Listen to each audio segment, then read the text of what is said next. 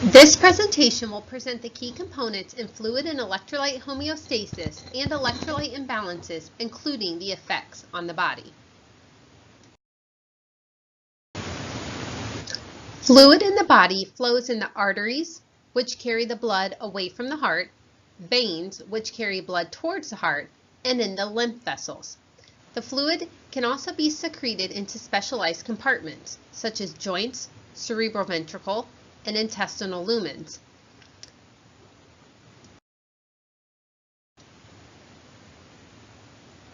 The body fluid then serves as a lubricant and as a solvent for chemical reactions that we call metabolism. Metabolism works to transport oxygen, nutrients, chemical messengers, and waste products to their destinations.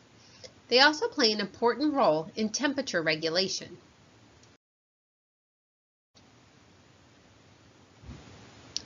When we discuss body fluid, we are referring to the water within the body and the particles dissolved in it. Body fluid has two major compartments, extracellular and intracellular. Extracellular is outside the cell, while intracellular is inside the cell. In all age groups except infants, 2/3 of the body fluid is intracellular. Infants have more extracellular fluid. This proportion will reverse within the first few months after life. Extracellular fluid can be found in different areas of the body. It can be found in the interstitial compartment, which is between cells. It can be found in the vascular compartment, which is the blood vessels, and it can also be found in dense connective tissue and bones. There are also other minor compartments that are collectively referred to as the transcellular fluid. These include synovial cerebrospinal fluid and GI fluids, which also is a location where extracellular fluid can be found.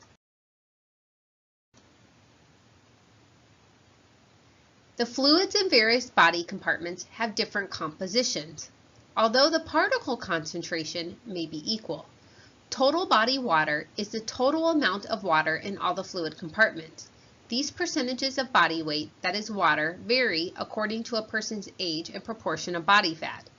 An understanding of this concept is important when you move into your pharmacology classes and start to discuss pharmacokinetics and pharmacodynamics of drug metabolism on the body. Fluid homeostasis is the interplay of fluid intake and absorption, fluid distribution, fluid excretion, and fluid losses through abnormal routes.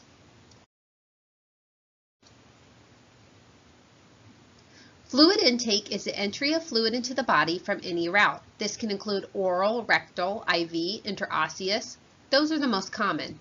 There are physiologic triggers of thirst, including increased osmolality of the extracellular fluid, decreased circulating blood volume, and dryness of the mucous membranes of the mouth. There can also be other visceral signs. In older adults, the cerebral osmoreceptor-mediated thirst diminishes. Thus, the older adult who does not have the habit of drinking fluids may not have a sufficient fluid intake to meet their daily demands. Let's pause and do a practice question. Which primary stimulus for the sensation of thirst declines with aging? Is it A, altered renal GFR, B, increased circulating blood volume, C, altered metabolism, or D, increased serum osmolality? In older adults, the cerebral osmoreceptor-mediated thirst diminished. This is based on an increased osmolality. Altered GFR related to kidney function will not diminish the thirst. A decrease but not increased circulating blood volume can cause thirst. An altered metabolism does not affect this.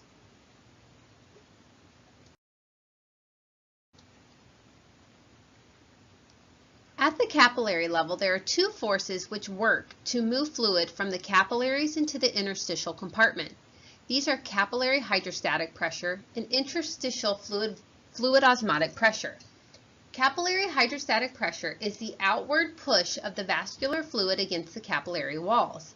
Interstitial fluid osmotic pressure is the inward pulling force of particles into the interstitial fluid.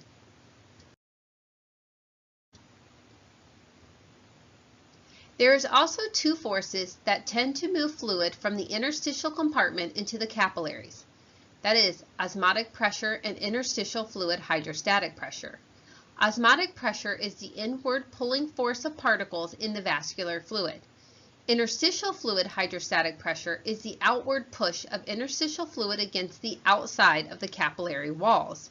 The distribution of fluid between the vascular and interstitial compartments is analogous to two groups of people who are pushing on opposite sides of a swinging door. The strongest push will determine which direction that the door moves.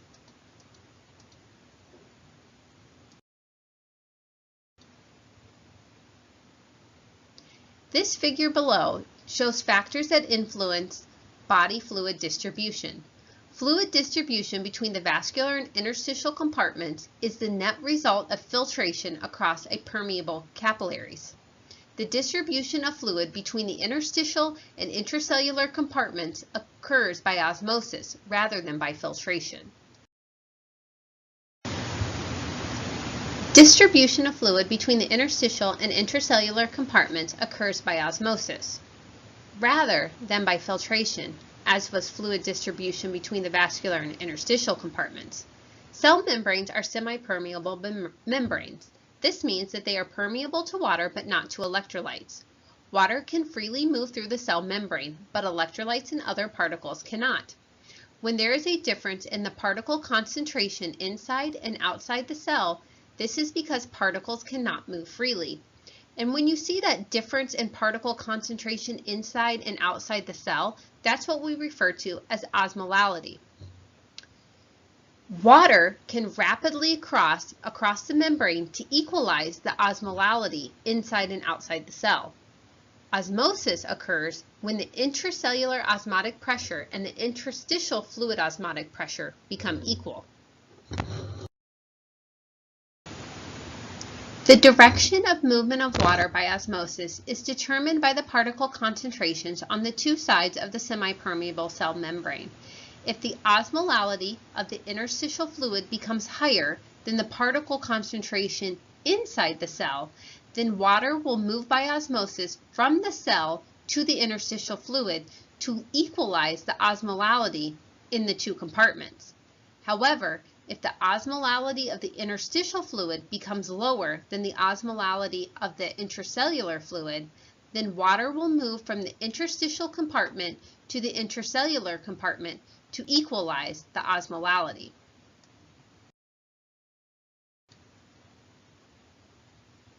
Let's move on to fluid excretion, which is the fourth component of fluid homeostasis.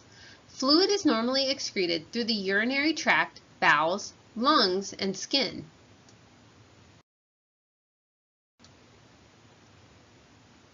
The amount of fluid excreted in the urine is controlled by the hormone antidiuretic hormone, and to a lesser degree by renal prostaglandins and renal sympathetic nerves. Aldosterone and natriuretic peptides also play an important role in fluid excretion.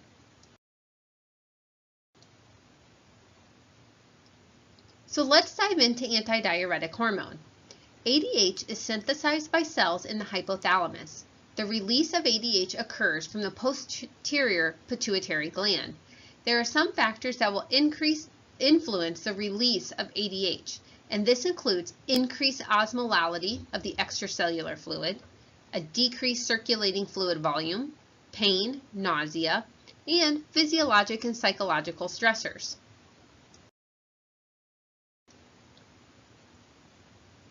So how does this work? Well, ADH circulates to the distal tubules and collecting ducts in the kidneys, where it causes reabsorption of water that will then dilute the body fluids. Reabsorption of the water then decreases the urine volume and makes urine concentrated, thus decreasing fluid excretion. If the amount of ADH is released is decreased, then the opposite will happen. Your body will release fluid from the kidneys, resulting in a dilute urine. This dilute urine concentration can be seen when you look at your specific gravity when checking a UA. Factors affecting decreased antidiuretic hormone release include decreased osmolality of the extracellular fluid, and ethanol intake.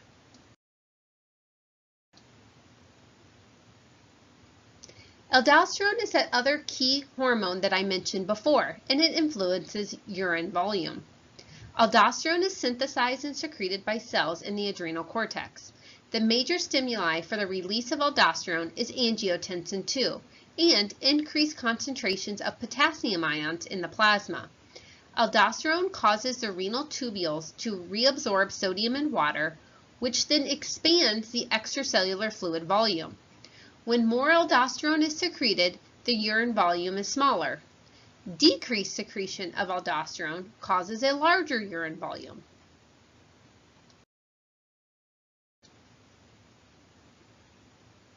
Healthy kidneys will adjust fluid excretion in response to blood pressure and hormones.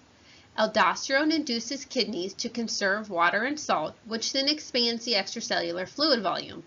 Natriuretic peptides, ANP and DNP, and to promote fluid excretion. Antidiuretic hormone causes kidneys to retain water, thus concentrating the urine and diluting the body's fluids. Urine volume and concentration are important indicators of the overall body fluid balance.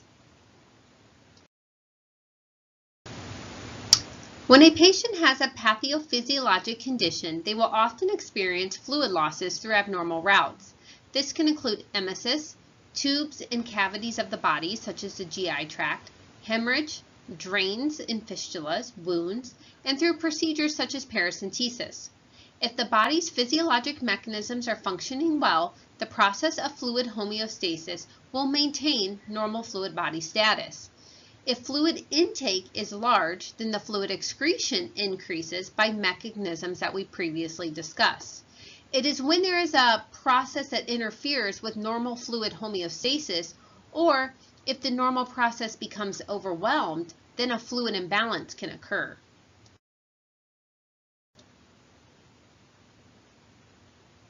When individuals have too much or too little extracellular fluid, we call this extracellular fluid volume imbalance. This imbalance involves changes in the volume of the extracellular fluid. You may hear this disorder referred to as a saline imbalance because they are disorders of isotonic salt water. Isotonic meaning that the salt concentration in the saline is the same as normal plasma concentration. This is why we refer to IV fluids such as normal saline and lactated ringers as being isotonic, because their salt component is compared to that of normal plasma concentration. Extracellular volume deficits occur by removing sodium-containing fluid from the body. Therefore, there is a decrease in saline in the same concentration as normal extracellular fluid. This is why you may hear this referred to as a saline deficit. When uncomplicated extracellular fluid volume deficit occurs, the serum sodium concentration will be normal. The concentration of the extracellular fluid is normal, but the amount of extracellular fluid is abnormally decreased. This means that you can have decreased fluid, but the concentration, the particles that are in that fluid, are normal. So let's look at a picture to describe it. This is uncomplicated extracellular fluid volume deficit. Here, you see a decrease in the amount of volume found in the vascular and interstitial compartments. However, you have a normal osmolality. That means that the particle concentration is normal. So even though you have decreased fluid in those compartments, the concentration of the particles is normal, meaning that they have normal osmolality. You will find the specific causes of extracellular fluid volume deficit listed in your readings.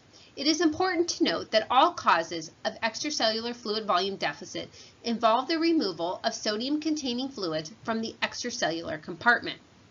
Remember, we usually lose sodium-containing fluid through GI secretion, renal excretion, and other losses that we discussed. However, there are some instances in the body when we sequester fluid into the third space. That is a space that is outside the extracellular compartment. This is commonly referred to as ascites.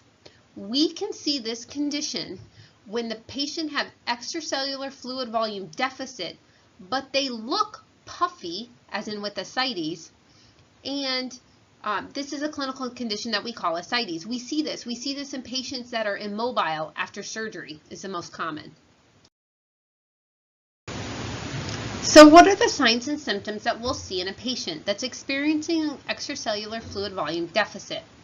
Remember, this is a result of decreased fluid volume in the vascular and interstitial areas. These clinical manifestations could include weight loss, postural blood pressure decreases with concurrent increased heart rate, flat neck veins when the patient is in the supine position, prolonged capillary refill, lightheadedness, dizziness, syncope. Really, the signs and symptoms that we're seeing in our patients will depend on how much of a deficit there is in that extracellular fluid volume.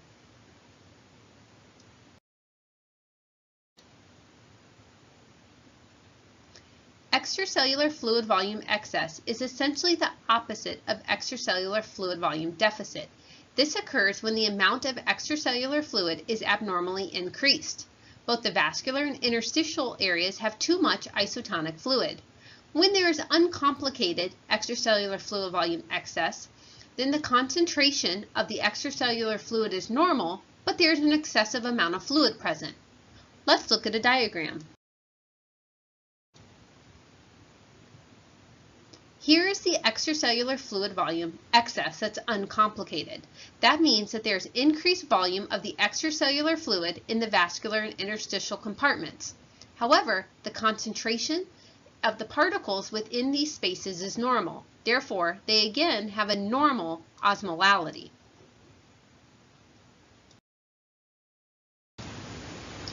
Extracellular fluid volume excess is caused by the addition or retention of saline or salt water that is the same concentration as normal plasma. Therefore, you may hear this referred to as saline excess. When extracellular fluid volume excess occurs, the hormone aldosterone will cause the kidneys to retain saline. Therefore, in conditions where there is an increased aldosterone secretion, then you can see an increase in extracellular fluid volume.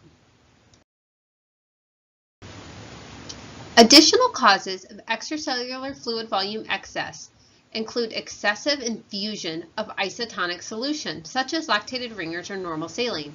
Can also come from renal retention of sodium and water, such as with congestive heart failure, cirrhosis, end-stage renal disease, Cushing's disease, or even corticosteroid therapy. So what are the clinical manifestations we will see? Well, again, they will range by patient clinical condition, diagnosis, and age. Some symptoms include weight gain, edema, and other signs and symptoms that you will see of circulatory overload.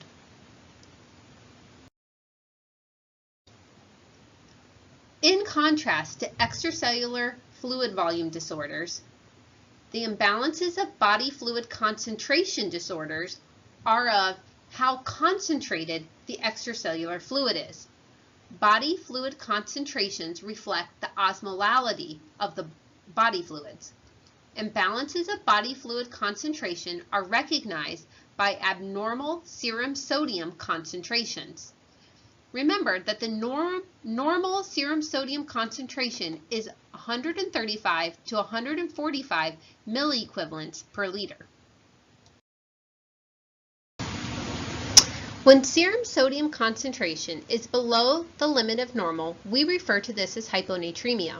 When hyponatremia is present, the extracellular fluid contains relatively too much water for the amount of sodium ions present. Therefore, it is more dilute than normal. An example of a patient who would be at risk for developing this is someone who receives frequent nasogastric tube irrigation with water, because then they are receiving more water for the amount of sodium that's present.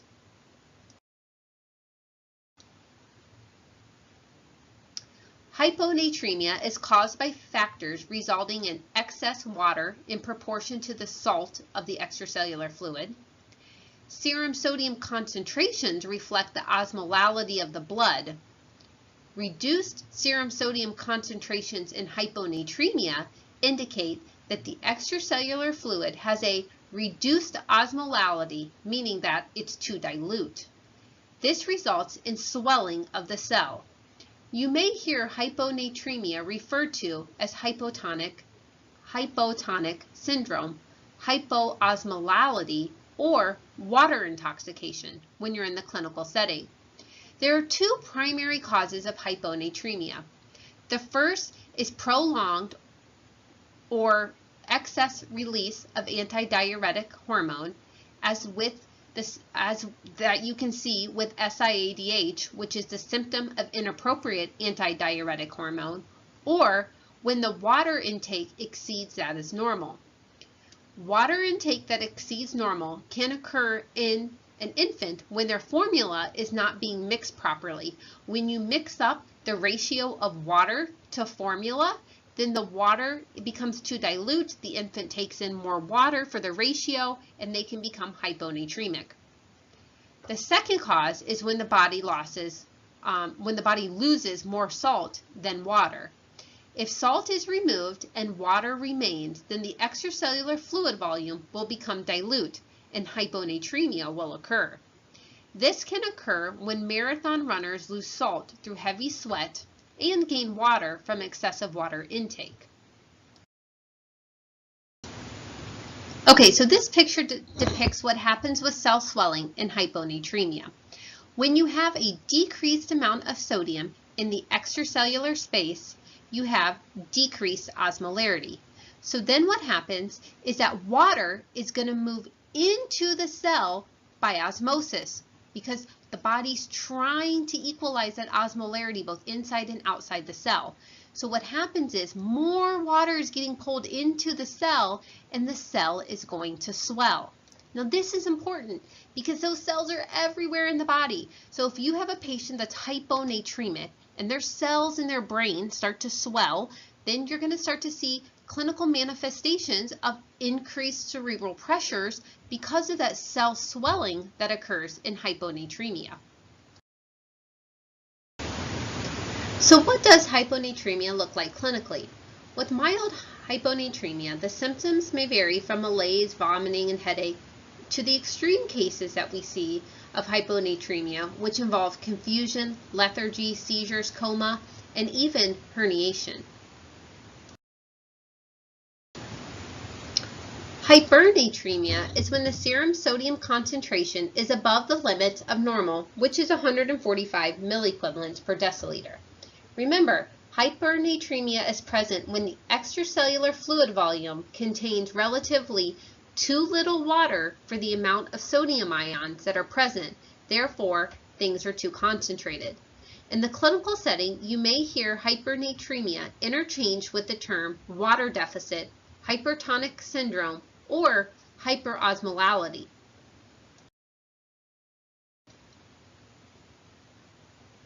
This figure depicts the increased osmolality of the extracellular fluid volume in hypernatremia.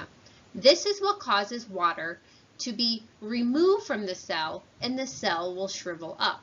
So here you can see that you have too many particles. You have an increased osmolality in the extracellular space. So what happens is, to try to equalize that, the fluid moves out of the cell into the extracellular space, therefore causing the cell to then shrivel up.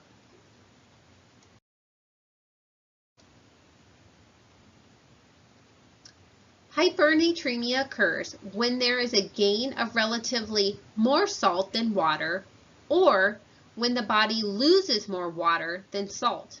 Both of these can result in body fluids becoming concentrated. A patient receiving concentrated tube feeds without enough free water, especially in older patients, are at high risk for hypernatremia because they gain more solute than water.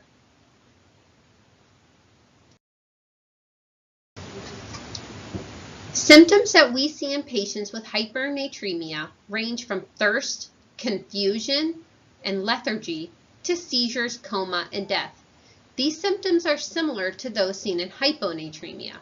Symptoms in both hyper and hyponatremia are nonspecific and are manifestations of the central nervous system dysfunction. Clinical dehydration is a combination of two fluid disorders. It is when there is extracellular fluid volume deficit and hypernatremia. So a person who has a clinical dehydration has too small a fluid volume in the extracellular compartment that comprises both the vascular and interstitial spaces, and the body fluids are too concentrated. This is the picture of what that looks like. Here you see a decreased volume in the extracellular fluid in the vascular and the interstitial compartments. Plus you see the cell shrivel from the increased osmolality of the extracellular fluids, that is at hypernatremia. When you combine both of these things, you get clinical dehydration.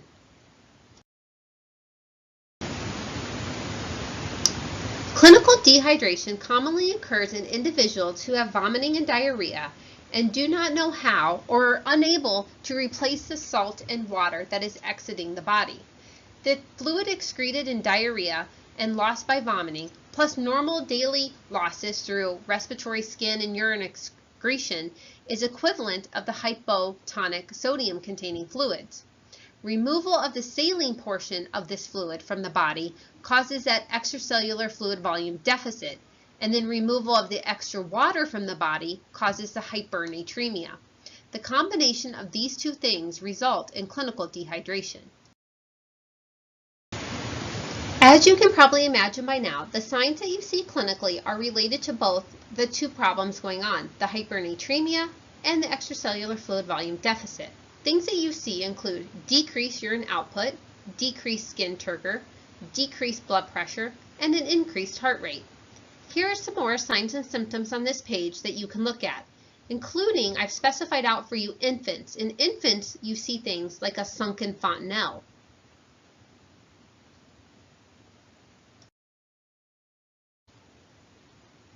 Here are a few more signs and symptoms of clinical dehydration.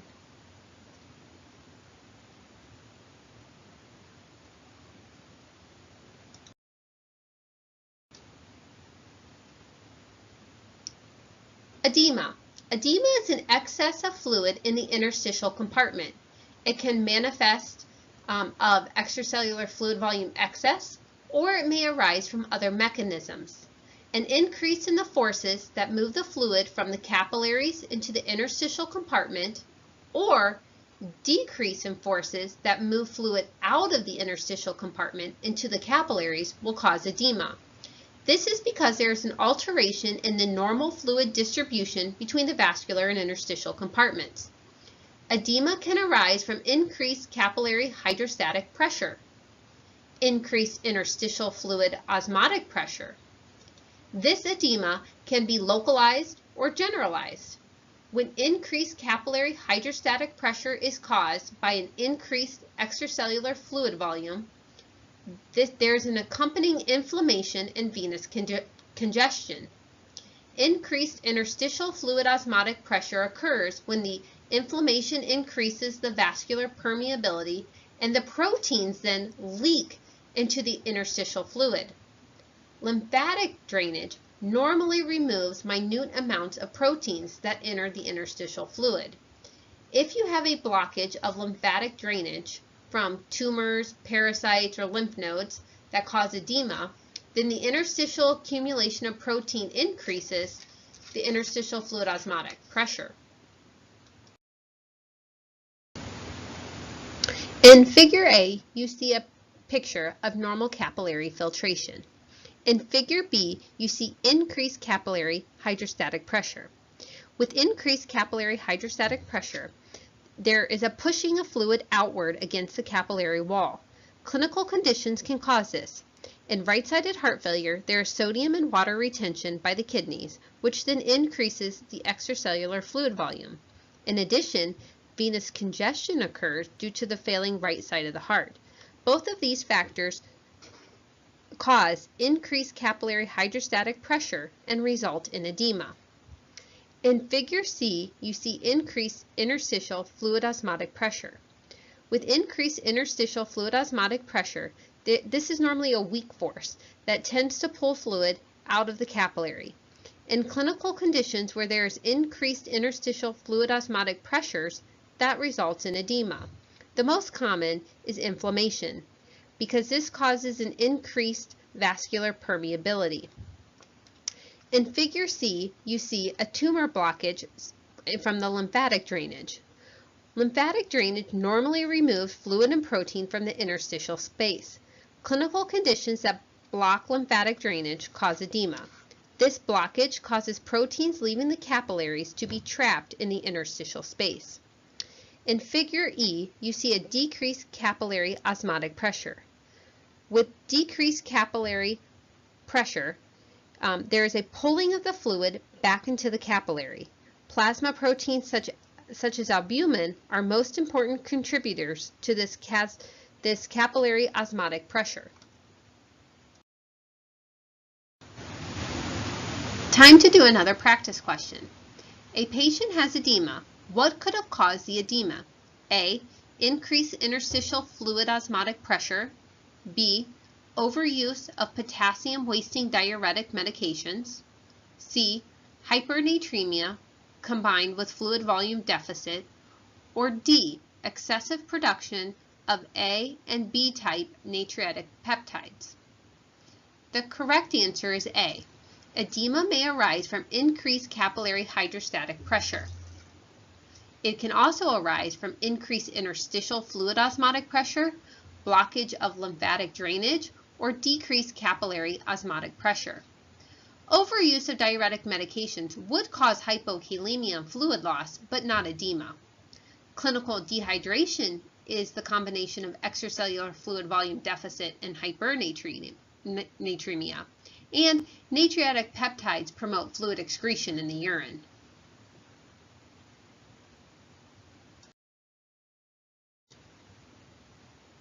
Electrolytes are ionized salts dissolved in water. The most clinically relevant electrolytes are sodium, potassium, calcium, magnesium, chloride, bicarb, and phosphate.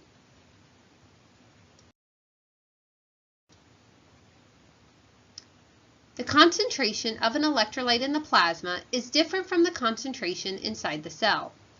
With normal body function to occur, the electrolyte concentration in each of these areas must remain normal.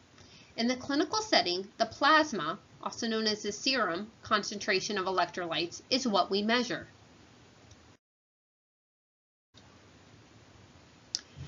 This is a chart that shows you kind of the normal values for calcium, magnesium, phosphate, potassium, and sodium. Take a second to look at them.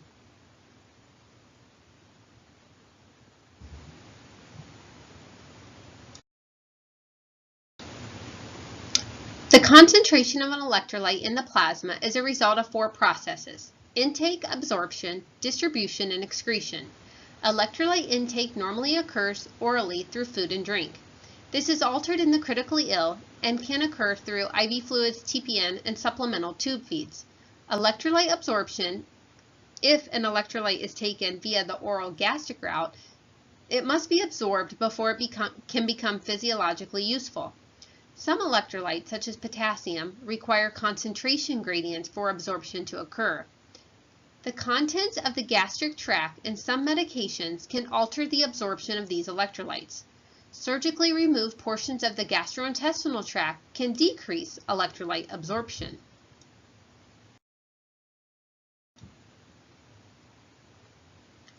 Electrolyte intake are normally occurring through the oral routes from food and drinks. However, oral medication, IV fluids, and nutritional solutions, such as TPN or formula, may also provide electrolyte intake.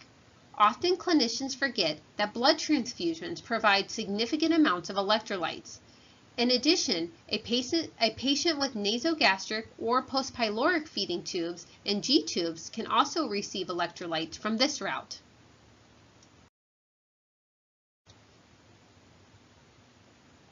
Electrolytes via the oral route must be absorbed before they are physiologically useful. Absorption of potassium is dependent on the concentration gradients.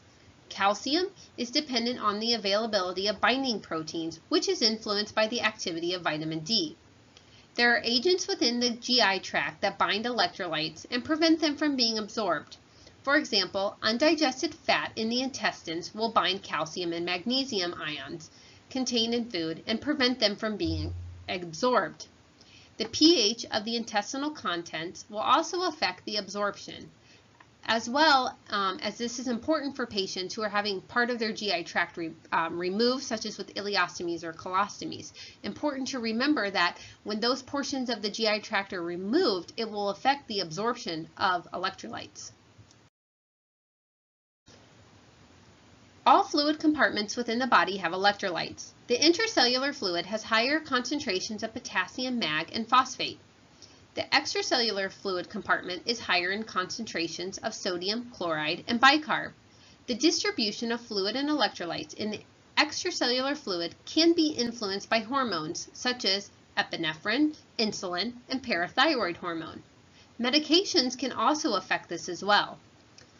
An example is if you have a patient who is having their thyroid removed, it is very common to see electrolyte abnormalities in the postoperative period.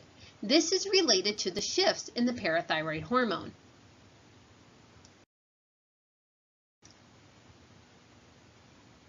Excretion of electrolytes can occur through urine, feces, and sweat. Urine excretion of electrolytes is influenced by hormones that we previously discussed. Aldosterone, for example, will increase the excretion of potassium ions. There are also medications that can alter this excretion, such as corticosteroids, which will increase the excretion of potassium. Potassium-wasting diuretics, such as Lasix and hydrochlorothiazide, will also waste potassium in the urine. However, thiazide diuretics will decrease urine excretion of calcium.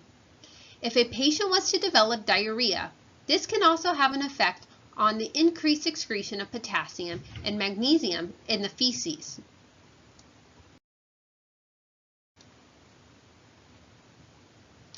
When electrolytes escape the body in routes other than feces, urine, and sweat, we term these losses abnormal routes. This can occur from emesis and G drainage, paracentesis, cerebrospinal fluid drainage, hemodialysis, or wound or fistula drainage. When losing fluids in these routes, it is important to remember that this will affect your electrolytes and they can become altered.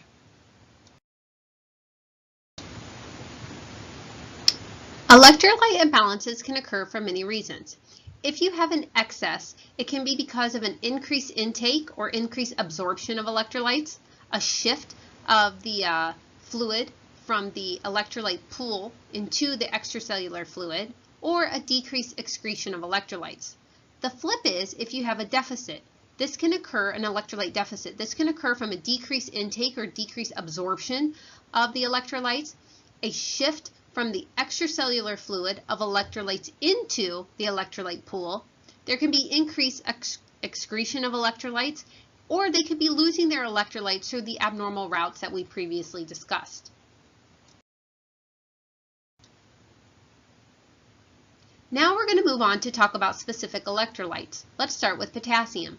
The normal value of potassium is 3.5 to 5 milliequivalents per liter, except in neonates who may be slightly higher. Most potassium is found inside the cell, but the standard measurement of potassium is for how concentrated the small portions of potassium ions are in the extracellular fluid. Hypokalemia denotes a decreased potassium ion concentration in the extracellular fluid below the normal value. This occurs from factors that decrease potassium intake, shift potassium from the extracellular fluid into the cells, and increase potassium excretion. Remember, the resting membrane potential of the muscle cell is determined by the ratio of intracellular to extracellular potassium ion concentration. Therefore, alterations in potassium result in altered function of muscles that can be skeletal, cardiac, or smooth muscles. Smooth and skeletal muscles are hyperpolarized, meaning they have more electrical charge than usual across the cell membrane. Therefore, muscles are less reactive to receiving a stimuli. The result is symptoms such as abdominal distension, decreased bowel sounds, and even an ileus. Skeletal muscle symptoms include weakness and even respiratory paralysis in extreme cases. Cardiac muscle cells in hypokalemia also become hyperpolarized. Therefore, the symptoms can include ectopic beats or dysrhythmias. In severe cases, there can be sudden cardiac death. A clinician may also note polyuria, which will interfere with the action of the antidiuretic hormone at the renal tubules.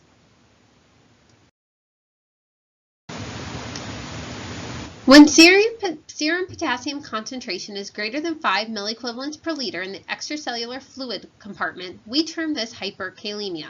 This can occur from an increase in potassium intake, such with excessive or rapid IV infusions.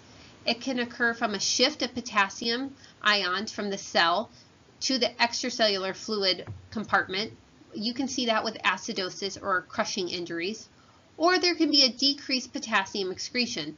This you see with patients that have oliguria or if they're using potassium-sparing diuretics. With hyperkalemia, there is a hypopolarization of the muscle. A predominant symptom seen in mild hyperkalemia is abdominal cramping and diarrhea. As the hyperkalemia worsens, the skeletal muscles will become hypopolarized to the extent that their resting membrane potentials lie above their threshold potentials.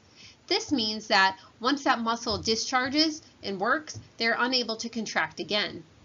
This is when we see skeletal muscle weakness and flaccid paralysis of hyperkalemia, which usually starts in the lower extremities and has an ascending pattern.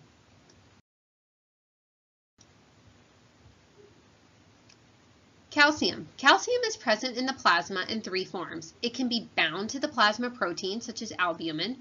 It can be bound to small organic ions, such as citrate, or it can be free and unbound. Only the free and unbound calcium ions are physiologically active. There are two measurements for calcium: the total serum calcium level or the ionized calcium. The total serum calcium measures the bound and unbound calcium. The normal adult range is 9 to 11 milligrams per deciliter or 4.5 to 5.5 milliequivalents per liter, depending on how your lab reports the value. The ionized calcium measures only the unbound calcium. The normal range is 4 to 5 milligrams per deciliter. If you're measuring your ionized calcium on a point-of-care testing machine, such as with an iStat, your results may be reported out in millimoles per liter. Therefore, your numbers for your normal range may be different. If a patient has a clinically significant calcium imbalance, a clinician should measure the unbound calcium level.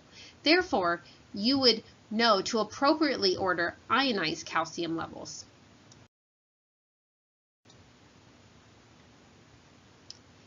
When a serum calcium level falls below the normal range, that is referred to as hypocalcemia. The fraction of unbound ionized calcium in the blood is decreased by more calcium that binds to plasma proteins or other organic ions such as citrate. With hypocalcemia, the total serum calcium may be normal, but the ionized may be decreased. In situations where you're using a massive transfusion blood protocol to infuse many blood products at one time, it is common to see the total calcium level be normal, but a decreased ionized calcium. The reason this occurs is because citrate is added to blood products to prevent anticoagulation. So some of that calcium binds to the citrate, but the calcium that's actually physiologically available to the body is measured through that ionized calcium, and so you'll see a decrease in your ionized calcium. Any factors that decrease calcium intake or absorption, decrease the physiologic availability of calcium, or increase calcium excretion can cause hypocalcemia. Let's review a few of the etiologic examples of hypocalcemia. If an individual has pancreatitis, they can have impaired fat digestion secondary to the lack of lipase that's found in the intestines. Since calcium binds to undigested fat in the intestines and then excreted in the feces, you can see hypocalcemia if you have pancreatitis. This is an example of both a decreased calcium absorption and an increased calcium excretion secondary to the pancreatitis. parathyroid hormone increases plasma calcium concentrations. Therefore, if a patient has hypoparathyroidism, thus they are at risk for developing hypocalcemia.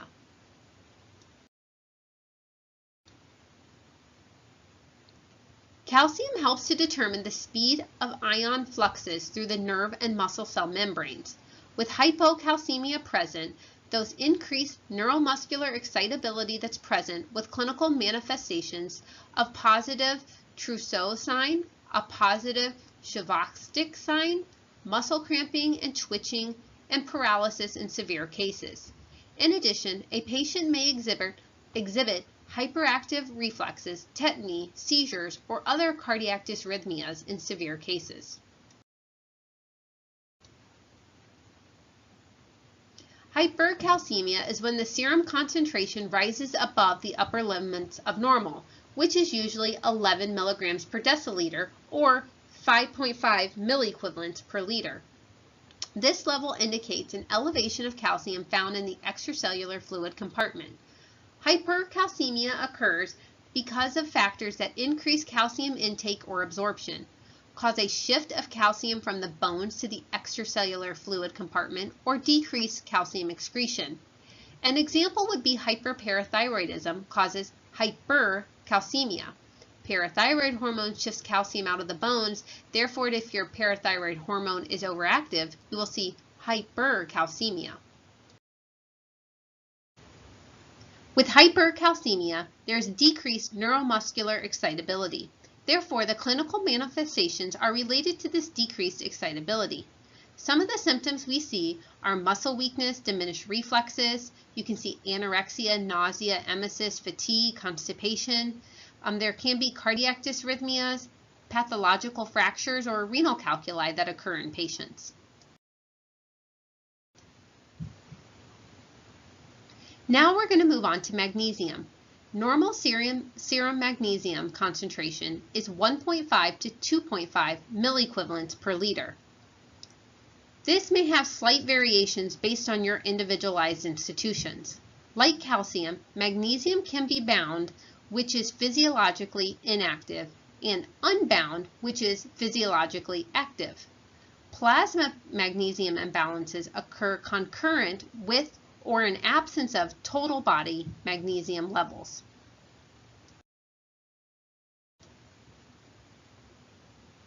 Hypomagnesemia is when serum concentration of the extracellular fluid levels of magnesium are decreased. However, this does not necessarily indicate a total body magnesium deficit, secondary to the bound and unbound forms of magnesium. Causes of hypomagnesemia are similar to other electrolytes. It can be from decreased intake or absorption, increased excretion, or losses by abnormal routes. An example is chronic alcoholism. This is associated with decreased magnesium levels, secondary to the decreased oral intake of magnesium, increased urinary and fecal excretion of magnesium, and losses of magnesium through emesis. So what might we see clinically with hypomagnesemia? Since magnesium ions in the extracellular fluid normally depress the release of acetylcholine at the neuromuscular junctions, so if we have too few magnesium ions that are present, you will see excessive amounts of acetylcholine that are released. The clinical manifestations then are related to the increased neuromuscular excitability. You can see insomnia, hyperactive reflexes, muscle cramping or twitching. You can see the positive Chvostek sign or the positive Trousseau sign, nystagmus, ataxia, tetany, and seizure in severe cases.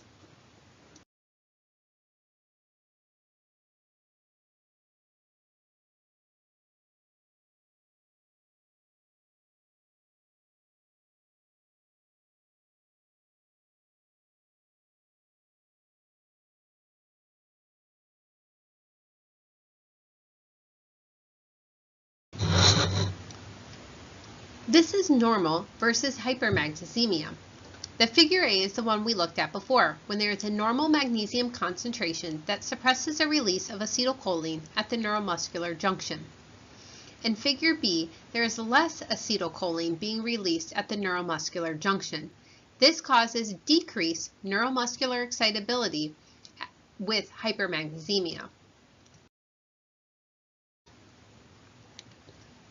Phosphate is the last electrolyte that we will cover. Normal ranges are between 2.5 to 4.5 milligrams per deciliter. With this electrolyte, imbalances are less common but can be fatal nonetheless. Hyperphosphatemia occurs when the serum level is less than 2.5 milligrams per deciliter. Typically, a patient will not show clinical manifestations until their level is less than 1 milligram per deciliter. Factors that decrease phosphate intake and shift in phosphate from the extracellular fluid compartment to the cells or increase phosphate excretion will lead to hypophosphatemia.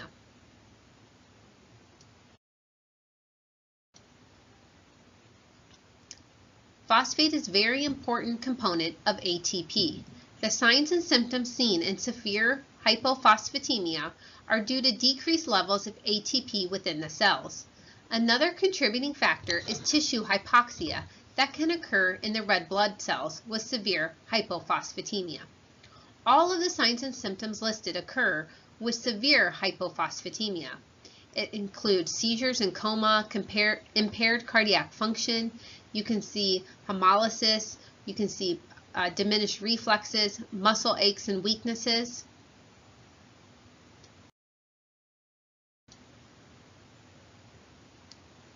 Hyperphosphatemia is when there is an increased phosphate concentration above the upper limits of normal, which is 4.5 milligrams per deciliter. This can occur secondary to increased phosphate intake or absorption. We have definitely seen this in people who get overzealous with their use of enemas or laxatives that contain phosphate products.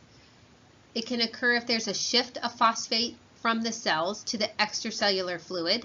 This can happen with tumor lysis syndrome in your cancer patients or with rhabdomyolysis, or if there's decreased phosphate excretion. This is particularly seen in patients that have chronic kidney disease. Clinical manifestations of hyperphosphatemia depend on the effect of elevated phosphate ion concentrations on calcium ions. The signs and symptoms will manifest themselves with increased neuromuscular excitability that were presented in the discussion on hypocalcemia. Patients with chronic kidney disease can develop deposits of calcium phosphate salts in the soft tissues of the body. These patients will develop signs and symptoms such as aching or stiffness of joints, itching, or conjunctivitis. All the signs and symptoms of the deposit of these salts depend on the area to which the salts have precipitated to. We're going to wrap up this presentation with one last practice question. Which of the following electrolyte imbalances result in increased neuromuscular activity? A. Hypernatremia. B. Hypermagnesemia. C. Hypercalcemia. Or D. Hyperphosphatemia. The answer is D. You can also see increased neuromuscular activity with hypocalcemia and hypomagnesemia. That's it for this presentation. Thank you.